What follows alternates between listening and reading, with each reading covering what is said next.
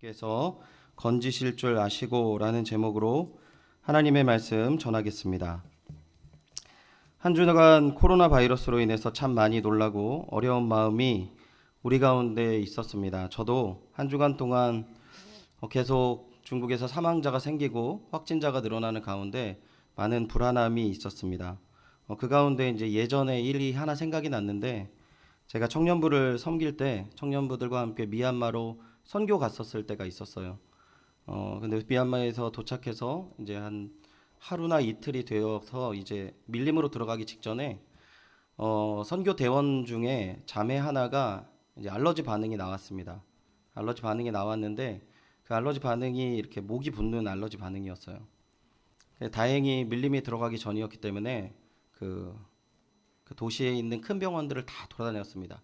이제 약을 구하려고. 근데 약이 없었어요. 그러니까 비상 처치 정도가 되는 약만 있더라고요.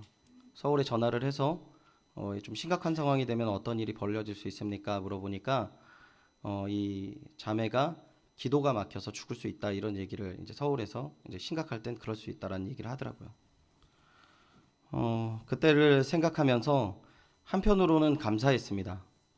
어린 딸과 연로하신 어머님 계시는데, 그리고 가족들이 있는데, 그래도 우리나라는 참 잘 살고 하나님 복 가운데 그래도 여러 가지 비치가 되어 있는 나라이기 때문에 좀 준비되어 있는 그 부분이 참 많이 감사했어요.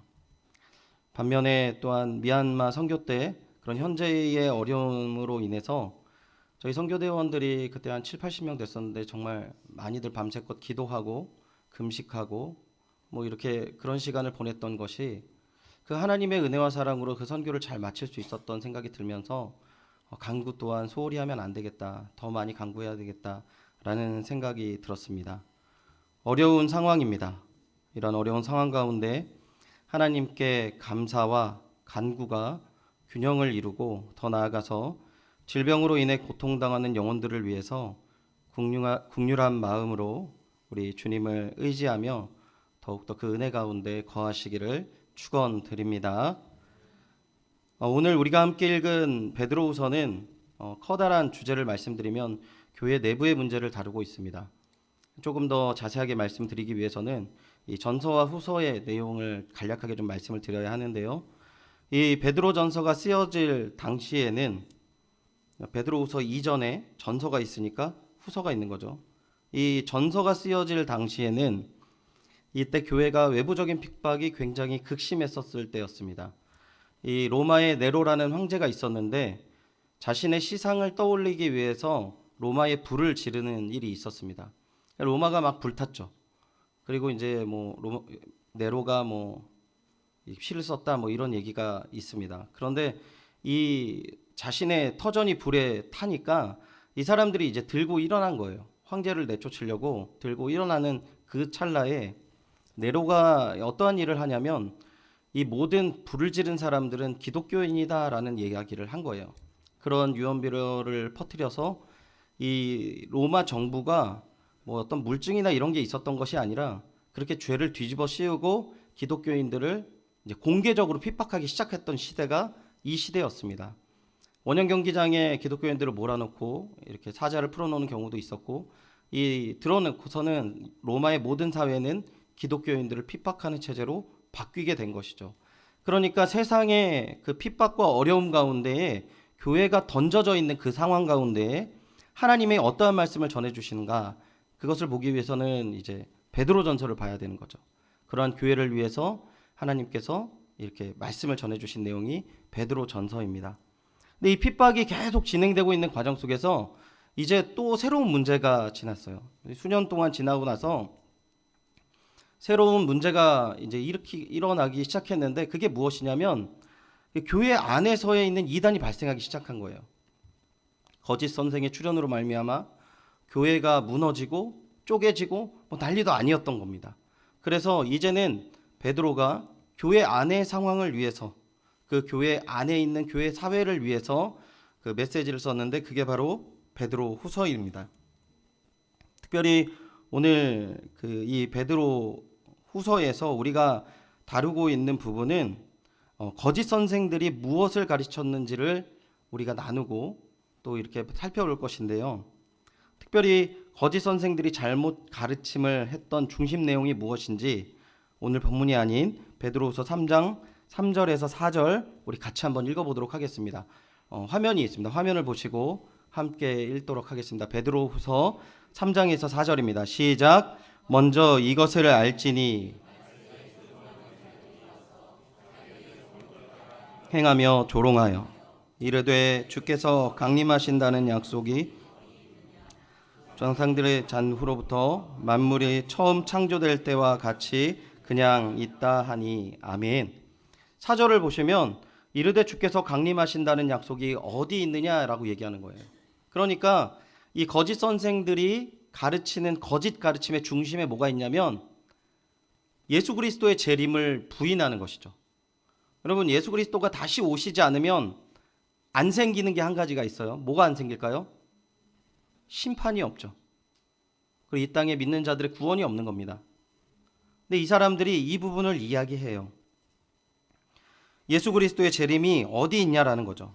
지금 창조될 때부터 지금까지 쭉 있지 않냐. 심지어는 자, 내일 온다고 해봐라. 내가 눈 깜짝이나 하겠냐. 근데 안 오시는 거예요.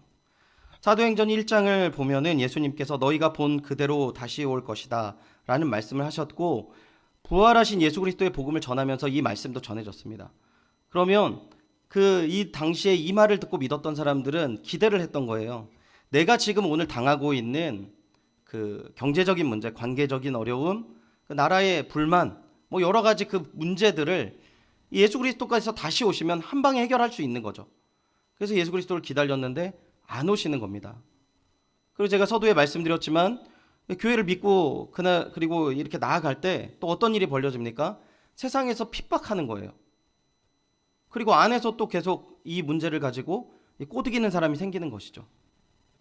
이러한 가운데에서 이 오늘 베드로후서 말씀은 그 이단의 실체와 그 내용에 대해서 이야기를 하는데요. 제가 오늘이 우리가 이단 경계 주일로 지키는 날이지 않습니까? 총회에서 1년에 2번을 이 이단 경계 주일로 지킵니다. 그만큼 이단이 극심한 것이죠. 정말 제가 가르쳤던 제자들이나 우리 주변에 이단의 피해가 너무나도 많이 있습니다. 그리고 이제 많은 사람들이 그 부분에 대해서 강의를 하고 또 경계하는 방법에 대해서 이야기를 하는데, 오늘 본문 가운데서는 근본적인 부분들을 이야기를 해요. 이게 왜 중요하냐면, 제가 어렸을 적에 저희 형님이 2분이 계신데, 이 저희 둘째 형님이 그 귀에 이루공이라고 이렇게 구멍이 있는 이렇게 귀에 구멍이 있는 부분을 표현을 이루공이라고 하시더라고요. 근데 여기 염증이 생긴 겁니다. 다 생기진 않습니다, 여러분. 걱정하지 마시고요. 염증이 생긴 거예요, 중학교 때. 그래서 동네에서 이제 치료받을 수 있는 곳을 다 돌아다녔어요. 근데 낫지 않는 겁니다. 그리고 조금 덧나고 치료받으면 좀 가라앉았다가 다시 덧나고 뭐 이런 거예요.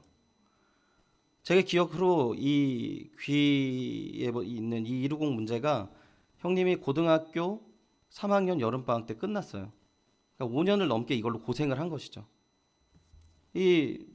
결국에는 막 이렇게 병원도 찾아가고 뭐 동네에서 약국도 찾아가고 막 이러다가 형님이 고등학교 3학년이 됐는데 공부를 하는데 너무 신경이 쓰이니까 이 선생님 붙잡고 이제 얘기를 한 거예요. 도대체 이거 어떻게 하면 고칠 수 있냐고. 공부 못하겠다. 너무 어렵다.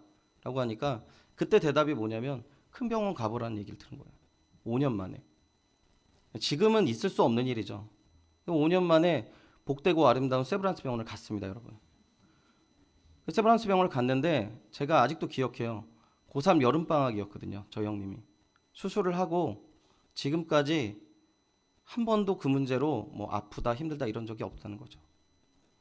여러분, 여러 가지 우리가 방법들을 찾아가면서 이단을 경계할 수 있고 온전한 길을 걸을 수 있을 것 같아요. 근데 그 부분에 대해서 오늘 말씀은 아주 근원적이라는 거죠. 문제의 원인에 대해서 이야기를 하고 있다는 것입니다. 말씀을 통하여서 우리가 이 혼탁한 세상 가운데 진리의 발걸음을 걷는 귀한 은혜와 사랑이 가득하시기를 축원드립니다. 그럼 오늘 본문 1절을 보겠습니다. 먼저 1절 상반절을 보시면 그러나 백성 가운데 또한 거짓 선지자들이 일어났나니 이와 같이 너희 중에도 거짓 선생들이 있으리라 라고 얘기하고 있어요. 백성 가운데 또한 거짓 선지자들이 일어났나니라고 얘기하고 있습니다. 이 이야기는 뭐냐면 구약 시대에 하나님의 영감으로, 성령의 영감으로 선지자가 되고 하나님의 말씀을 대언했던 선지자들이 있었습니다. 반면에 거짓 선지자도 있었던 거죠.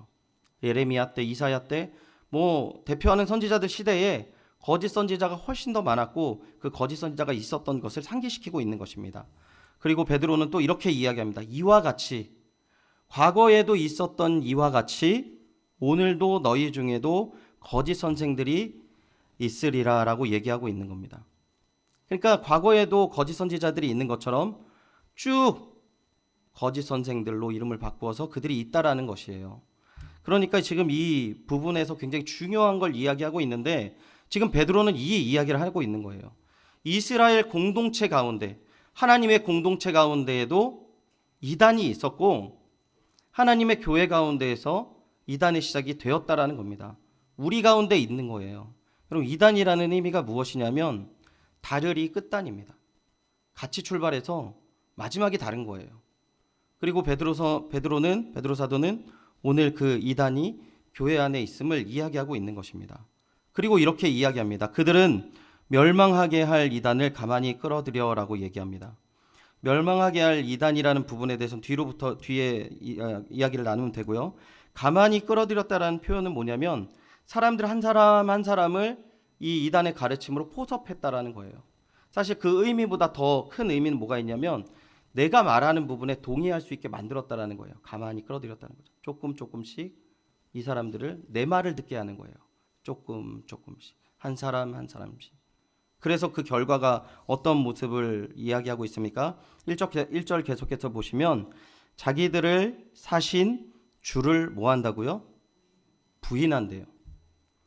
내 이야기를 듣고 내 이야기를 나누고 그 사람들이 한 사람 한 사람 넘어간 다음에 그 사람들이 많아짐으로 말미암아 어떤 부분이 결국에 임한다고요? 하나님을 부인하게 된다라고 지금 성경에 이야기하고 있습니다. 그리고 그들의 결국은 무엇입니까? 마지막에 보시면 멸망을 스스로 취하는 자들이라고 해서 이들은 멸망을 당할 수밖에 없다라고 이야기합니다. 여러분, 제가 여기까지 이야기를 하면은요, 교회 안에 이단이 있습니다 이런 얘기잖아요. 그러면 오늘 말씀을 듣고 딱 옆을 보는 거죠. 이렇게 안 보이게, 이게 보는 듯 안 보는 듯. 제가 이상한데, 얘도 이상한데, 이렇게 다 안 보이시죠? 누굴 쳐다보는지. 그게 아닙니다. 오늘 본문을 보면은 신약의 교회는 지금 연희교회의 이름으로 모인 이 부분도 교회이지만 신약의 교회의 의미는 성도 한 명 한 명을 하나님의 성전이라고 불러요. 한 사람 한 사람의 마음 가운데 있는 하나님보다 앞서는 부분들을 이야기하고 있다는 것입니다.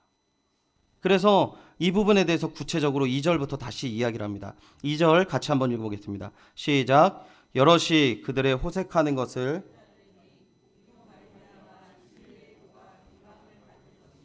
아멘. 여럿이 그들의 호색하는 것을 따르리니라고 얘기하고 있습니다. 여러분, 호색이라는 것은 무엇을 나타냅니까? 그냥 쉽게 표현하면 성적 타락을 이야기하는 거예요. 교회 안에 성적 타락이 있었어요. 여럿이 그들의 호색하는 것을 따른다라고 나와 있습니다. 성적 타락을 교회 안에서 따라가고 있는 것을 이야기해요. 왜 그럴 수 있을까요? 성적인 문제가 터져도 이 사람들이 할 말이 있었어요. 어떤 할 말이 있었냐면 당시 신전에서 창기가 있었거든요.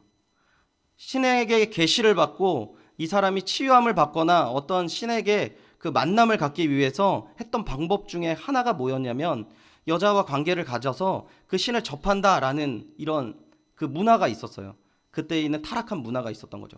아폴로 신전에도, 아테네 신전에도 그렇게 하는데 교회도 마찬가지다라는 논리가 이들에게 있었던 겁니다. 하나님의 뜻보다, 하나님의 어떠하신 정결함보다 자신의 뜻이 더 중요한 거죠. 그래서 어떤 결과를 낳습니까? 이로 말미암아 진리의 도가 비방을 받는다라는 거예요. 세상 가운데 우리의 뜻과 우리의 생각들이 앞서가고 우리의 실수한 거 분명히 알지만 세상의 어떠한 논리로 인하여서 이런 부분들을 다 변호하다 보니까 세상이 하나님의 진리를 비방하고 있다라고 지금 성경 이야기한다는 것입니다. 여러분, 진리의 도가 비방을 받는다는 것은 그리스도가 비방을 받는다는 거예요. 그리스도가 외면을 받는 것이고 이 모든 교회의 아름다움들이 땅에 떨어지는 것을 이야기하고 있다는 것입니다. 두 번째, 그들의 모습이 어떠한 모습입니까? 3절입니다. 3절 한 번 더 읽도록 하겠습니다. 시작. 그들이 탐심으로써 지어낸 말을 가지고 너희로 이득을 삼으니 그들의 심판은 옛적부터 지체하지 아니하며 그들의 멸망은 잠들지 아니하느니라. 아멘. 그들이 무엇을 합니까? 탐심으로 뭘 하고 있어요? 지어낸 말을 하고 있다라고 얘기해요. 자신의 욕심을 위해서 지금 허구를 이야기하고 있다는 것입니다. 여러분, 이단들 가운데 가장 많은 허구가 무엇입니까? 예수님이 언제 오신다는 거예요. 그리고 내가 재림주라는 거예요. 그런 거짓말을 합니다. 지금 이단의 상황은 그렇지만 교회 안에 있는 상황들은 뭘 지금 베드로가 이야기하고 있냐면 너의 욕심으로 지금 거짓말하고 있다라고 얘기를 해요. 그래서 뭘 얻어냅니까? 그 거짓말을 가지고 너희로 이득을 삼았다라고 지금 성경에서 말씀하고 있는 것입니다. 제가 고등학교 2학년 때에 이 바로 했던 막 어마어마하게 유명했던 이단들이 있었어요. 이 다미선교라고 여러분 아시는 분 있을 수 있겠는데 제가 나이가 제일 많은 것 같습니다. 그죠? 90년대 초반에 있었던 일인데 제가 나이가 제일 많은 것 같아요. 다 모르시니까. 그 고등학교 2학년 때 어떤 일이 있었냐면 이 다미선교회에서 예수님이 오시는 날이 저희 고등학교 2학년 때 기말고사 기간이었어요. 제가 그래서 그걸 기억합니다.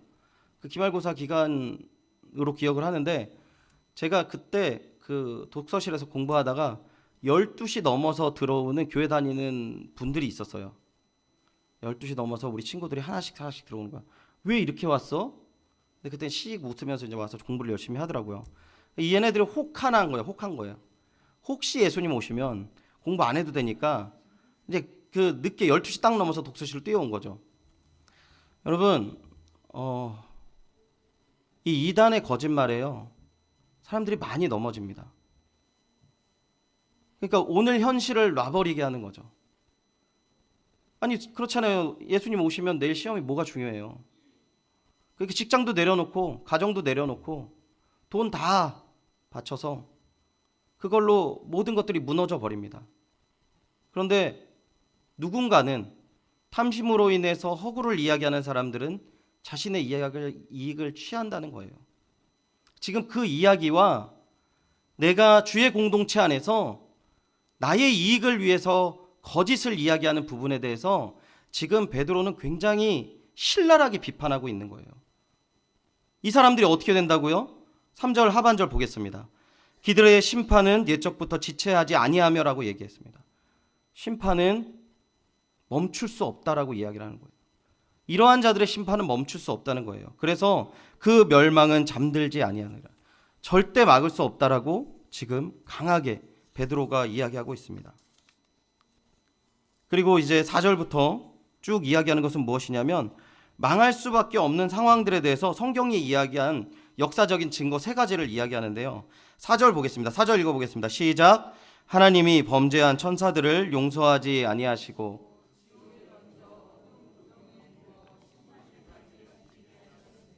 아멘. 범죄한 천사들이라는 얘기가 나오는데요. 유다서를 보면 범죄한 천사들에 대한 이야기가 나오는데 자기 초소를 떠나서 타락한 천사들을 이야기합니다.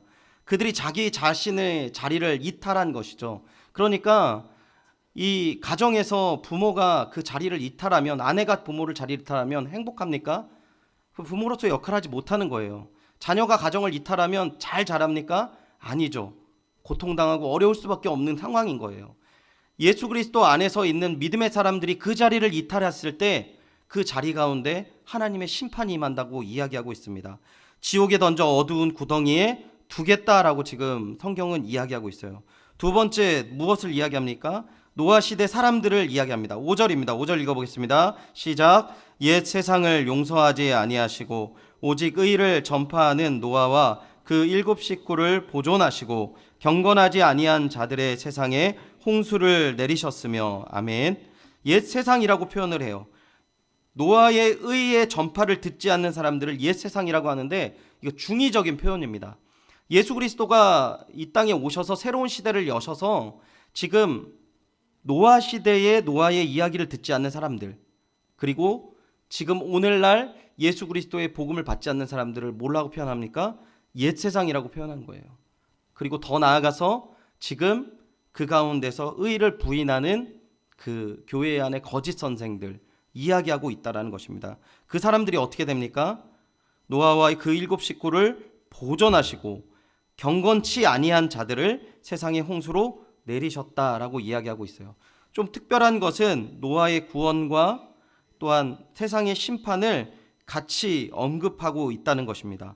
그 언급하는 과정 속에서 우리에게 주는 메시지는 무엇이냐면 노아가 의를 전하고 있다라고 표현을 하고 있는데 이 하나님의 의를 소유하고 있는 사람들이 세상에서 계속 핍박만 받고 뭐 이렇게 하나님 견딜 거야 뭐 교회에서도 막 핍박 받을 때 난 있잖아 하나님이 계셔서 난 참을 수 있어 뭐 이런 걸 이야기하는 게 아니라는 거예요. 의를 전파한다라는 적극적인 이야기를 하고 있다는 것입니다.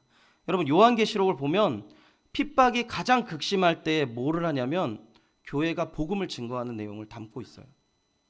우리는 끝까지 복음을 증거해야 되는 사명이 있는 사람들이라는 겁니다. 할렐루야. 오늘 복음을 전하는 것이 얼마나 어리석어요. 교회를 누가 좋아합니까?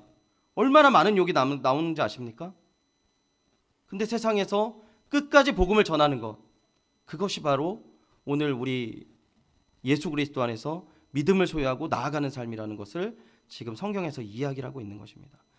교회 안에 심지어 자기보다 더 잘난 사람이 부인한다 할지라도 우리는 끝까지 복음을 전해야 한다는 것이죠. 그리고 마지막 심판은 무엇을 이야기합니까? 소돔과 고모라 성의 심판을 이야기하고 있어요. 6절 읽겠습니다. 시작. 소돔과 고모라 성을 멸망하기로 정하죠.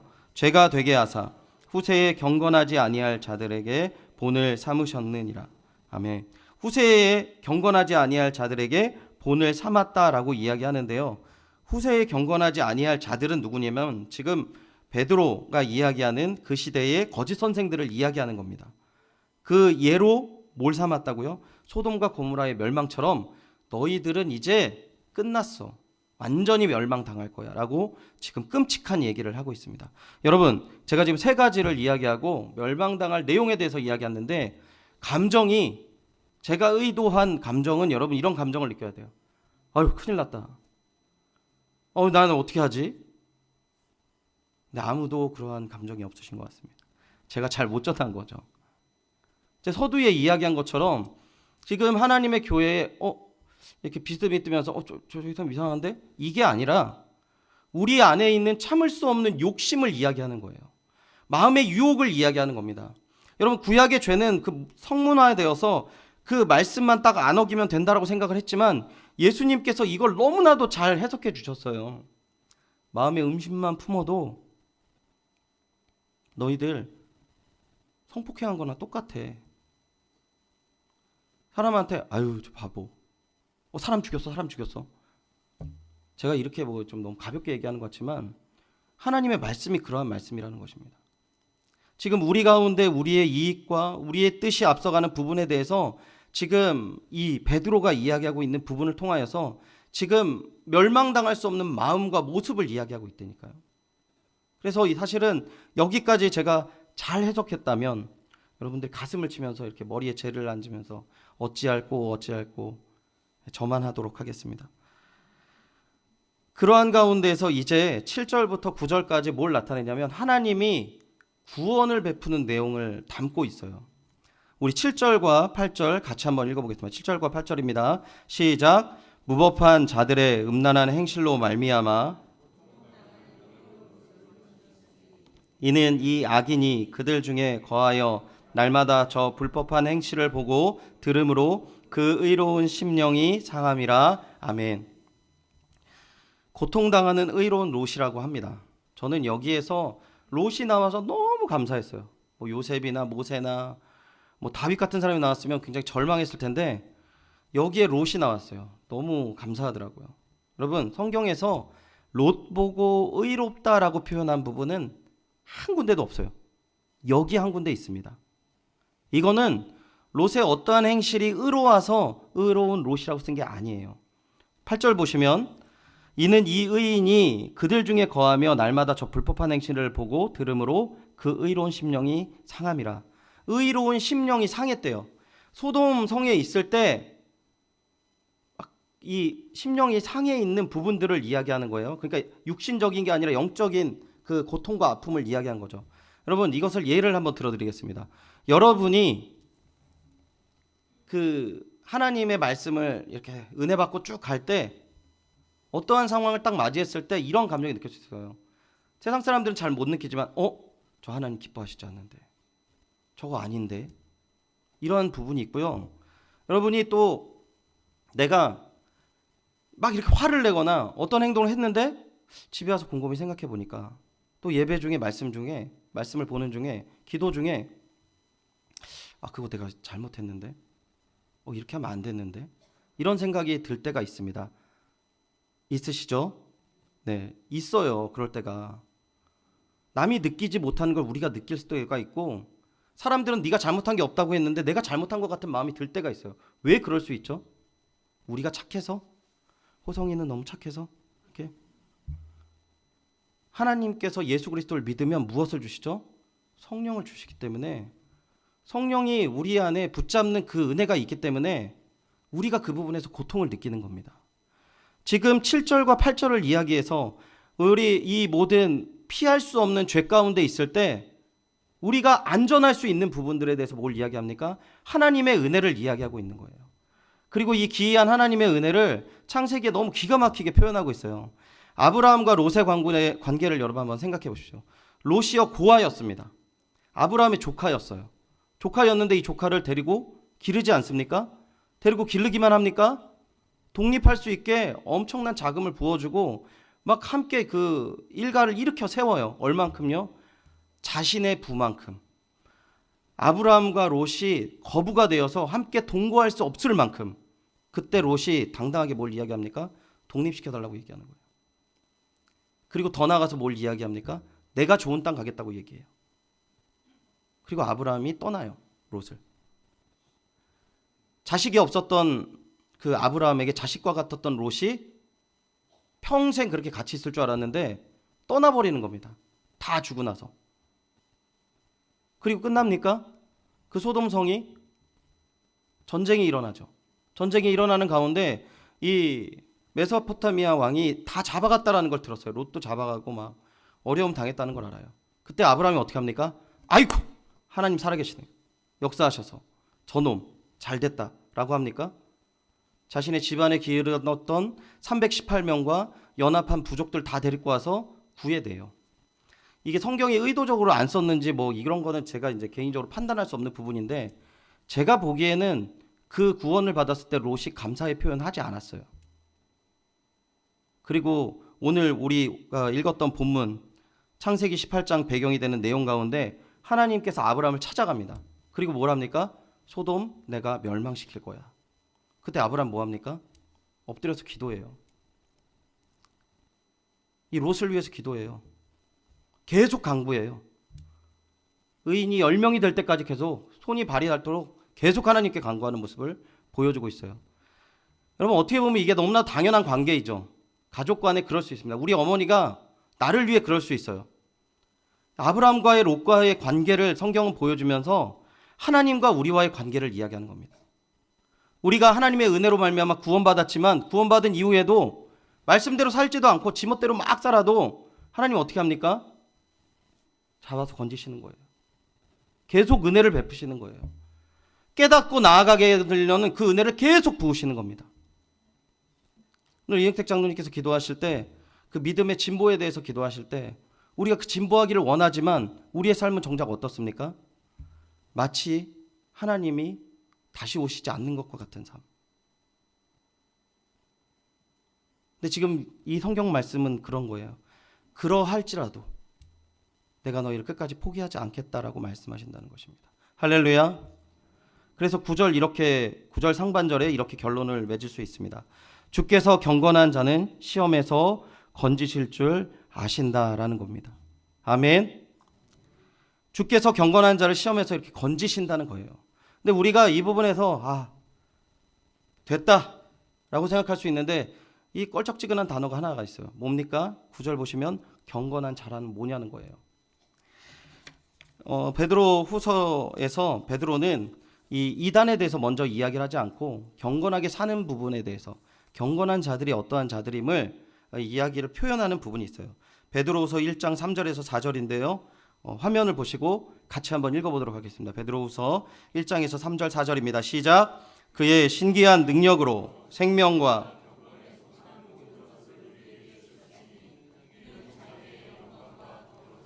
우리를 부르신 이의 알므로 말미암음이라.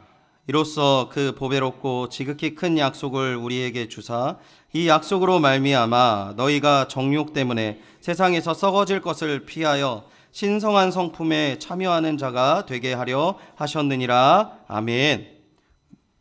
결론만 말씀드리면 4절 하반절 보면 신성한 성품에 뭐하게 한다고요? 참여하는 자 되게 하셨다라고 얘기하고 있어요. 신성한 성품에 참여하는 자, 이 표현을 다 하려면 너무 길고요. 신약 성경에 복음서에 이 포도나무에 접붙인 가지를 이야기할 수 있다는 겁니다. 이 가지가 포도나무에 접붙임 받아서 나무에 찹싹 붙어 있으면 나무로부터 모든 생명과 에너지를 다 받아서 그 나무의 가지가 어떻게 됩니까? 열매도 맺고 잘 살 수 있는 것이죠.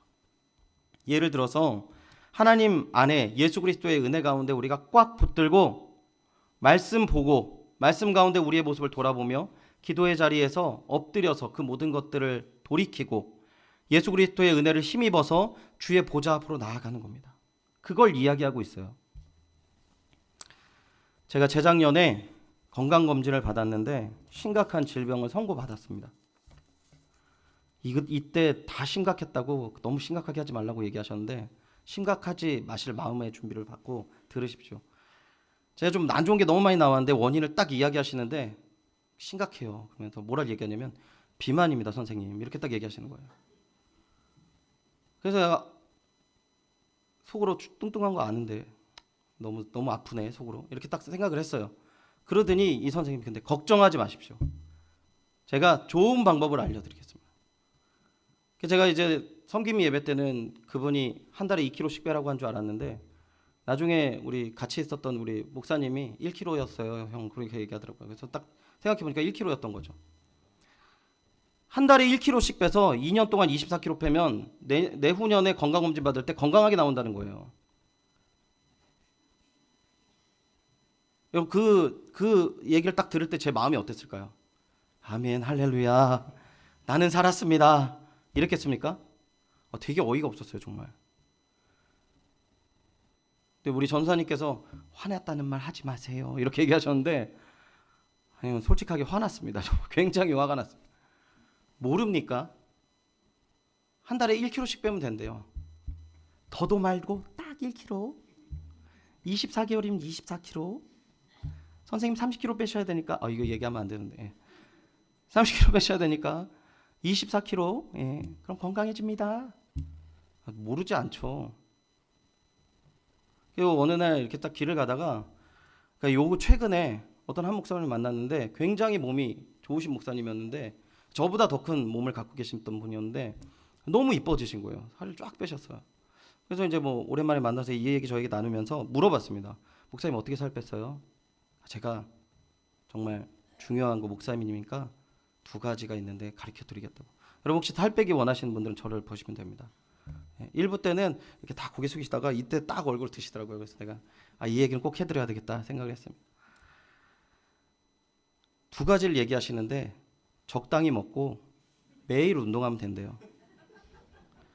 2년 전에 악몽이 생각이 나더라고요. 갑자기 2년 전에 그 짜증과 그 성남이 인간적인 그 성이 막 터지기 이렇게 감정적으로.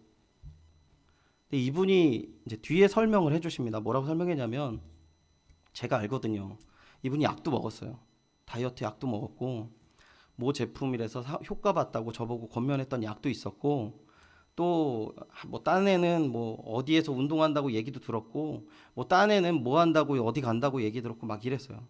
그리고 이분이 그런 말까지 써더라고요. 하나님 앞에서 정말 죄송하게 이쪽으로 돈도 너무 많이 썼어요. 근데 딱 보니까요. 우리에게 주어진 진리가 딱 2가지가 있는데 몸이 너무 정직하게 하나님 만드셨어. 많이 안 먹고 운동하면 살이 빠져요. 여러분 근데 제가요. 이 말씀을 왜 갑자기 이 말씀을 하면서 생각이 났었냐면 우리가 이단을 두려워하지 않고 정말 주님 안에서 온전하게 믿음의 진보를 이루면서 한 걸음 한 걸음 나아가는 방법은 예수 그리스도를 딱 붙잡는 방법밖에 없더라고요. 그리고 또 뭐가 있습니까? 주신 말씀을 읽고 나를 돌아보는 거예요. 그리고 그 삶으로 살기 위해서 몸부림치는 기도의 자리, 은혜의 자리에서 간구하고 주의 은혜로 말미암아 내가 온전한 방법밖에 없다라는 것입니다. 아멘. 근데 우리가 이것들을 간과하는 거죠. 어떤 집회에 가면 괜찮다, 이야 저쪽 교회 끝내주더라 라고 얘기하는 부분에 대해서 우리 자꾸 넘어져요. 하나님께서 근데 우리에게 부어주신 진리, 성령을 우리에게 주시면서 부어주신 진리, 그 진리의 말씀과 기도의 자리. 세상은 거짓의 무도함으로 가득합니다. 오직 믿음의 길을 걷는 주님의 동역자 된 여러분이 이 포도나무가 접붙임 받는 가지가 되는 것처럼 하나님이 주시는 그 은혜를 매일매일 주의 말씀 가운데, 기도의 가운데 누리셔서 정말 이 땅 가운데 진리가 무엇인지가 모르는 이때, 스승이 없다고 한탄하는 이 시대에 예수 그리스도의 복음의 진리를 증거하시고 그 은혜와 사랑 가운데서 흔들림 없는 믿음으로 한 걸음 한 걸음 믿음의 동역자의 삶을 걸어가시기를 축원드립니다.